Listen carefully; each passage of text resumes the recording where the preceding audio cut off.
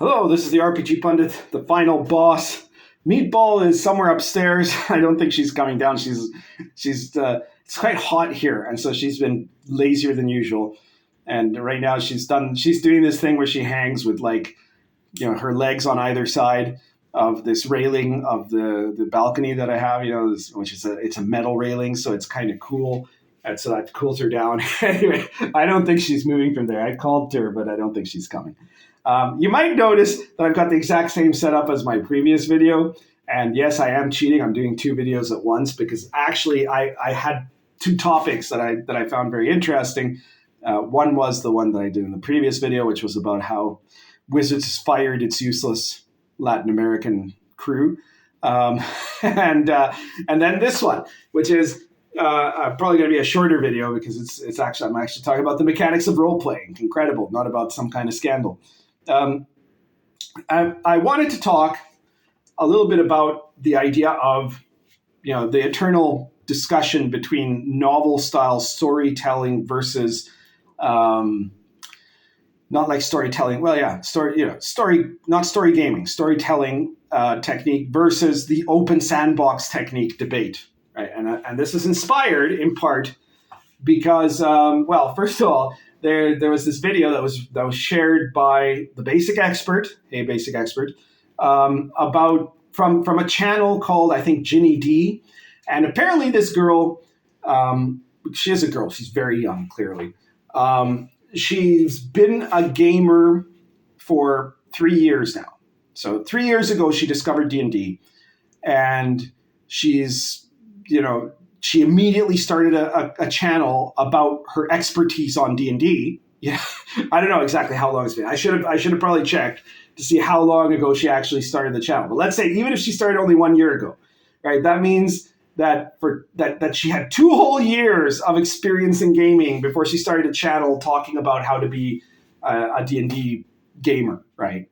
And I'm betting that she has way more viewers than this channel does, because of course she talks about 5th edition, and mainly because she's young and female and blonde and kind of pretty, and because she taps into all of the millennial type or Zoomer millennial type nonsense of stuff that isn't actually important. So and the thing is, what the video the Basic Expert was taking was apparently of her, her eyes, her makeup running. She's in tears. At least that was the thumbnail of the video, right? Super hyper drama, of course, talking about how she's completely burnt out after 3 years of DMing because she just can't handle it. She can't handle having to make all these intricate stories and then her players wreck it and all this stuff. And it's just too much, 3 years. How could anyone be a DM for more than 3 years, right? I was just commenting recently. I've got I'm running my Sword and Caravan campaign, and I've got one of my players said to me, thank you so much. That was a great adventure and this. And if you ever want to just drop in, I've got my command. Everybody would be crazy happy to see you, right? It would be such a special thing to have the RPG Pundit just drop in and play, And I'm like, well, yeah, I'll think about it. I'm really busy, though.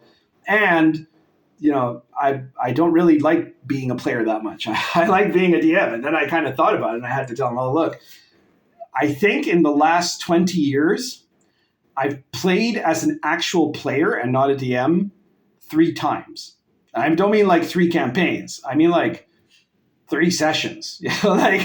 Basically, actually that's not true. There's one time I was a player that I played a mini kind of campaign that lasted for 3 or 4 sessions, and then there was 2 times that I did a one shot as a player, right? And so it's somewhere between 3 and 6 actual sessions in the last 20 years that I've been a player. I'm otherwise a DM. That's what I do. That's what I really like to do. And I am not burnt out. And then this started a debate when the Basic Expert, he said, well, she's all burnt out because what she does is this stupid, the 5e style of this adventure path of forcing the players to go through your novel that you write, and I'm sure that if that is her style, I don't know if it's her style or not, but that style, I know it exists. I know exactly what the Basic Expert is talking about, and I know that it's really stupid. It really is. But and I know that a ton of 5e DMs think that's the way to DM, and it's all because of Critical Role. And the Basic Expert points this out too, right? He says that because the 5e people who've only ever played 5e, a lot of them look at Critical Role and think that's how the game experience is supposed to be, which is a bit like looking at like hardcore porn and thinking that's what having sex should look like, right? And it's actually not, right? Like, if you don't understand that, you're going to really, first of all, you're being unrealistic, but also you're going to really screw it up when it actually comes time to do the deed, right? You're not going to understand the point of any of it, right? Like any part of it, neither the physical how to do it, or the way that you should do it, or how to treat the other people at the table, or what's going on, or at the bed in that case, or what's supposed to happen out of it, what everybody's supposed to get out of it, or what's supposed to happen after. None of that is the same, right? And so this is why there's an entire generation of 5e players that are completely messed up about how to be a DM. But then some other people came in and they started pointing out, like, there were a couple of guys that said, mate, and their argument was, well, but out of all of the types of campaigns that I've ever run, whenever I've tried to run a sandbox campaign, that's the one that falls apart the most quickly. That was the one that's the biggest problem, right? That's where you get the burnout, because and then it just seems to go nowhere. Nobody has anything to do, and then I don't know what to do, and then everybody loses interest, right, or stuff like that. Or I just don't know how to manage it, right? And they're saying like that actually, if in the campaigns that I've had where I've run it like a novel or like a TV show or whatever, then those are structured enough that it lasts longer than if I try and run a sandbox. And okay, so let's talk about that. That's what I actually wanted to talk about. Is what is the thing that people are missing out of sandboxes that is making them think that they're less functional, right? A lot of the longest campaigns I ever ran were sandboxes, right? In fact, most of the campaigns I run are sandboxes. I have a few that it could be argued were not. I had a few that were kind of episodic with an overall arc, right? And usually those have been ones where I've been mimicking a genre that demands more structure, and where I was following a timeline out of an existing fiction, right? So the two that come to mind basically are the two superhero campaigns I ran, which was the Legion of Superheroes, and then the Golden Age campaign, which was a campaign set in like the DC Comics universe during the Golden Age, using all those weird characters that they had in the early age of comics. And in both of those, I mean, arguably you could say that it was definitely not a pure sandbox. So you could say I was introducing the characters and presenting things in the order that it went in the comics, right? And that's because comics are a very particular genre, so. Yeah, and then the Wild West campaigns the Wild West campaign that I ran for Aces and Eights was also a bit unusual to type. So I'm detailing the ones that are unusual here right now. And so like those superhero campaigns were really good and really successful, right? And my Wild West campaign was also really good and really successful. All my players loved it. And that one was not as strict, let's say, as restricted as the superhero campaigns were. Because the player characters had much more agency. So it was already much closer to a sandbox. But as it was based in a specific place, and also as I was going along with the timeline of the Wild West, but even when I didn't have, when there wasn't an event on the timeline, in every session I tended to create an encounter, right? And so like that was somewhat of an artificial manifestation, right? Like I'd have a kind of a Wild West sort of plot there, even though this wasn't a campaign that was supposed to imitate Wild West movies or TV shows. It was meant to imitate the real West, right? But you still want something for them to do. And because the characters were kind of focused in a specific town at a time, So I kind of cheated a bit there, right? But that's perfectly okay. You can definitely do that, right? I'm not saying that you must play purely the way this isn't some kind of bro SR bullshit or something like that. But a lot of people who try to play a sandbox say, I want to do something that's a proper pure sandbox. What they get wrong is that what they think a sandbox has to be is like, here's a place, it's got a bunch of stuff in it that I've already laid out there, and then the player characters do everything else, right? They're going to go around, and then I'm only purely reactive, right? I'm reactive to them, right? Which is not the creation. First of all, that's not the creation of a virtual world. That's the creation of a 1980s video game world, right? Where you're going from town to town or wherever, from place to place on the little screen of the world. And unless the character shows up there, nothing happens. Nothing's changed, right? So you go back into the shop or you go back to the town and the people there, the shopkeeper or whatever, is exactly the way they were when you left. And that is very much not what a sandbox is, right? A sandbox doesn't require that the DM does nothing. And it doesn't require that they just be reactive to what the players do. The DM has to be making that world alive. The essence of a sandbox, it requires that the world be a living world. There was a guy in the thread that the basic expert had that was saying, well, this is the thing. My kids, they have a real big problem. They like, this was a guy, apparently he was like a gamer long ago. He stopped. His teenage kids got into D&D and now he's DMing for them. And it's like, but they don't understand, right? Like because they watch Critical Role and stuff, and they want it to be like Critical Role. They want it to be like a movie or a TV show. And that's not how we did it back then, right? And I don't know how to communicate this to them. And I said, well, look, tell them, don't imagine that your PC is a character in a TV show.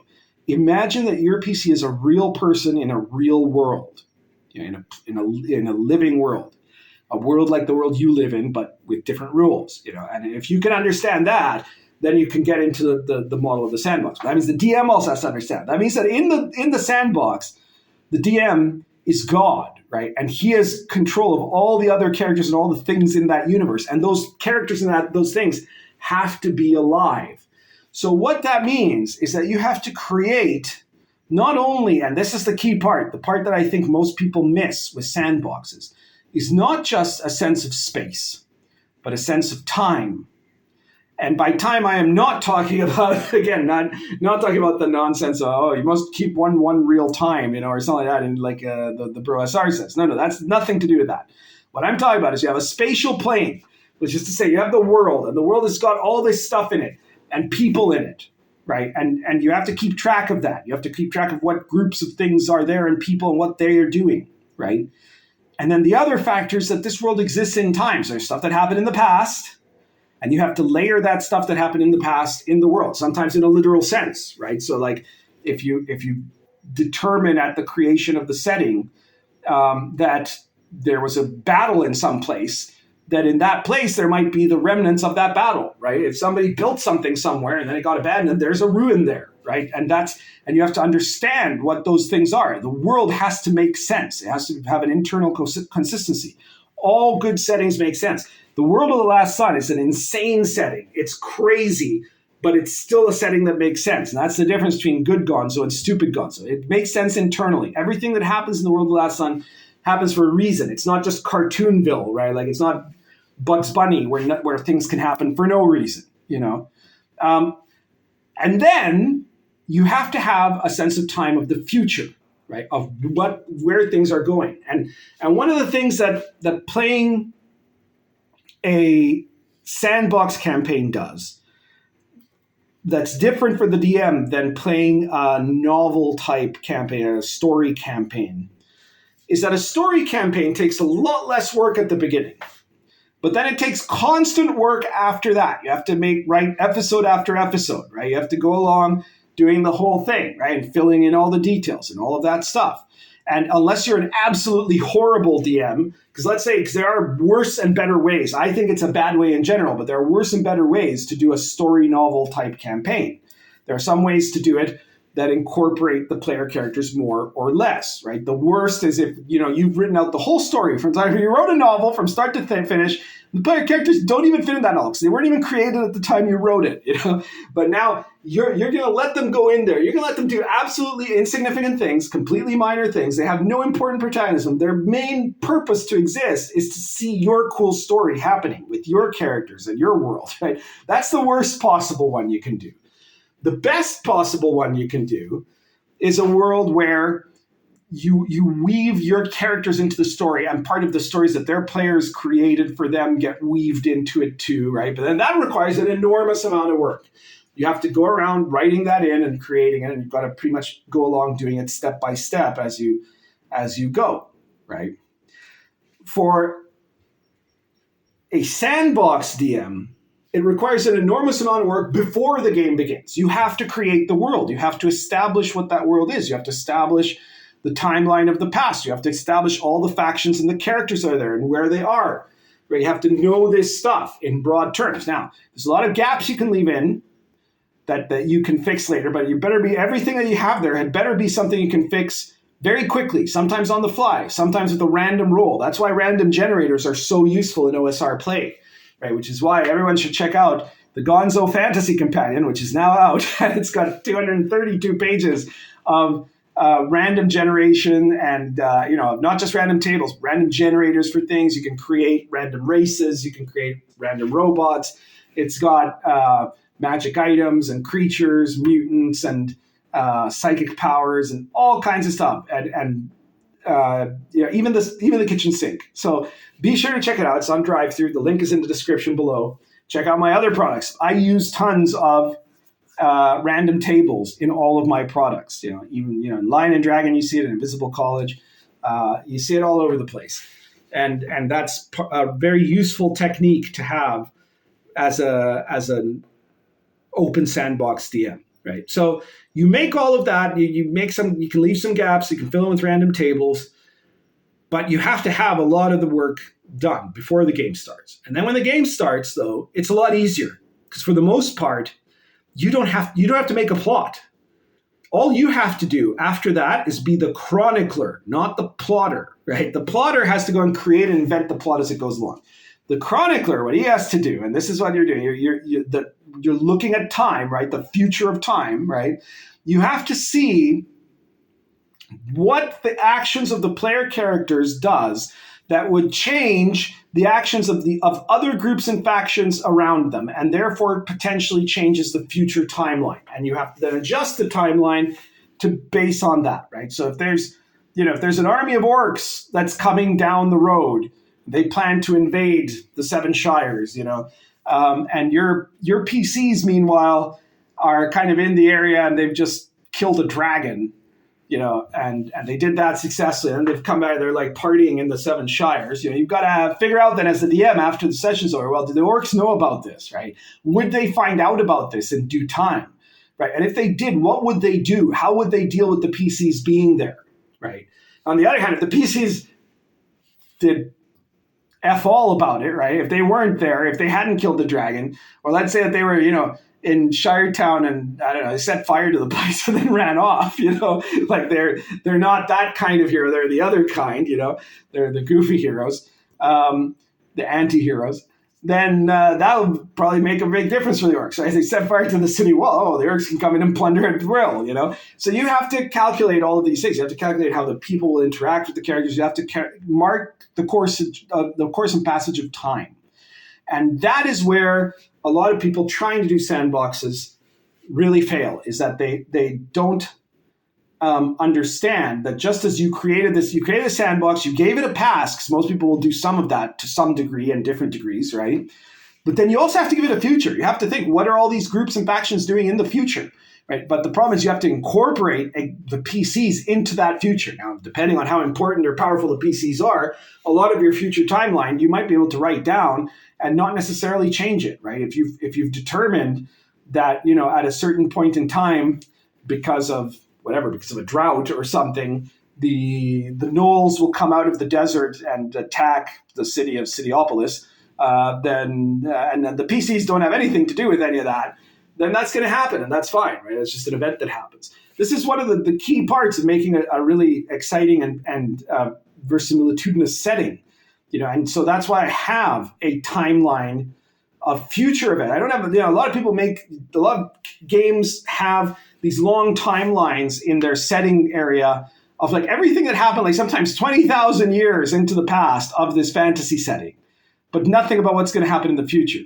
right? And if you're going to design a setting, please listen to me. I don't know why I'm the only one that usually does this. Design the future timeline of what should happen in the future, right? I've got this in Arrows of Indra, because that one was easy because I'm following the track of the events of the Mahabharata. I did the timeline in Dark Albion. I've done the timeline in Sword and Caravan, right, where I detail year by year the major events of those years. So if you're running any of those settings, Sword and Caravan or Arrows of Indra or Dark Albion, you can, as the DM, just check year by year and see what the events that year are. Incorporate those events into your campaign. I kind of did the work for you for the major events, but you still have to figure out how the player characters fit into those events or how they might affect them or change them, right? So the writer doing it is always imperfect because that will almost certainly have to change at least to some degree, maybe a very small one, right? Like there's a good chance in most Dark Albion campaigns that the player characters themselves will not change the course, the bigger course of the War of the Roses, right? But they might change some little things, right? And those things could have repercussions, and you have to think about those. And the better you do that job, the better your open sandbox is going to be. And so the open sandbox games that do really well are the ones that keep that in mind. That's what I've been doing in the World of the Last Sun, in my DCC campaign of World of the Last Sun, that is now 10 years running. We've been playing every 2 weeks for 10 years.